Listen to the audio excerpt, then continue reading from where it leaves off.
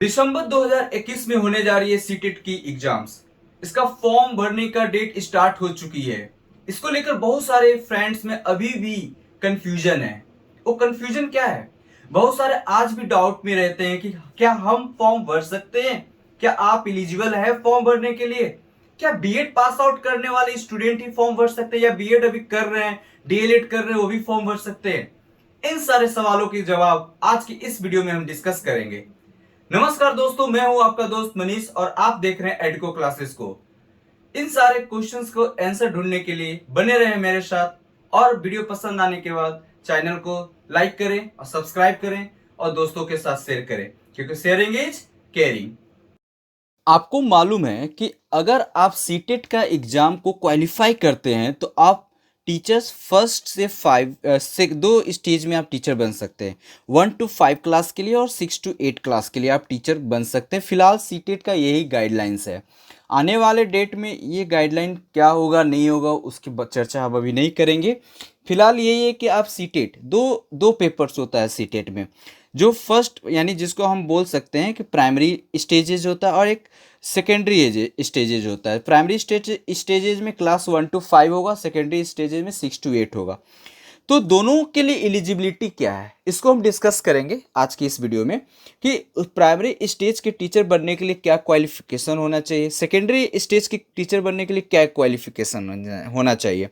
तो जैसे कि आप पहली बात समझ लीजिए कि पेपर फर्स्ट जो होता है वो आपको 150 नंबर का होता है और सेकंड पेपर भी 150 नंबर का होता है। ठीक है, इसको हम डिस्कस करेंगे। सिलेबस एक वीडियो हम ला देंगे कि किस पेपर में क्या क्या पढ़ना है और कैसे पढ़ना है कि जिससे आप सीटेट क्रैक कर सकते हैं। ठीक है, लेकिन आज हम डिस्कस करेंगे एलिजिबिलिटी, कौन लोग फॉर्म सीटेट का भर सकते हैं और कौन नहीं भर सकते हैं, कौन सी गलतियां आप ना करें जिससे आपकी प्रॉब्लम ना बढ़े। ठीक है, तो वो गलतियां सीटेट फॉर्म भरते समय ना करें, उसको आज देखते हैं।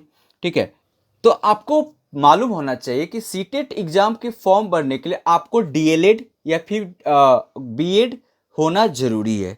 तो अगर जो स्टूडेंट्स मान लेते हैं कि डीएलएड कर रहे हैं, तो डीएलएड अगर 2 साल की कोर्स है तो फर्स्ट ईयर वो स्टूडेंट्स इस फॉर्म को भर सकते हैं जो फर्स्ट ईयर का एग्जाम दे चुके हैं। उसके बाद जो रिजल्ट आ चुका है उसके बाद सेकेंड ईयर में गए, यानी फर्स्ट ईयर का एग्जाम देने के बाद रिजल्ट अगर आपके हाथ में है तो अब आप फॉर्म भर सकते हैं। क्योंकि सीटेट एग्जाम जब फॉर्म आप भरेंगे तो वहां पर आपको मार्क अपलोड करना होता है।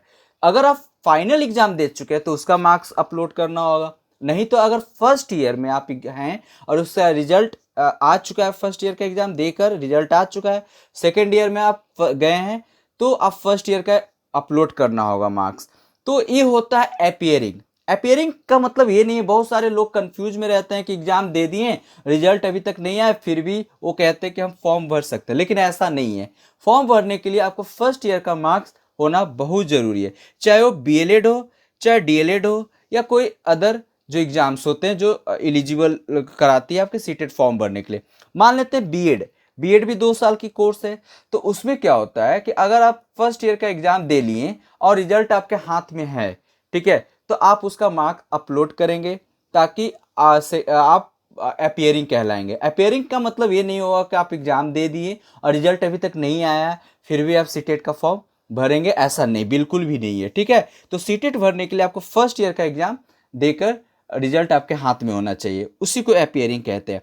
सपोज आप मान लेते हैं 4 साल का कोर्स कर रहे हैं जिसको हम बैचलर ऑफ एलिमेंट्री एजुकेशन बोलते हैं, बीएलईडी। ठीक है, तो उसमें क्या होता है कि आप 3 साल का आपका डिग्री आपके हाथ में है।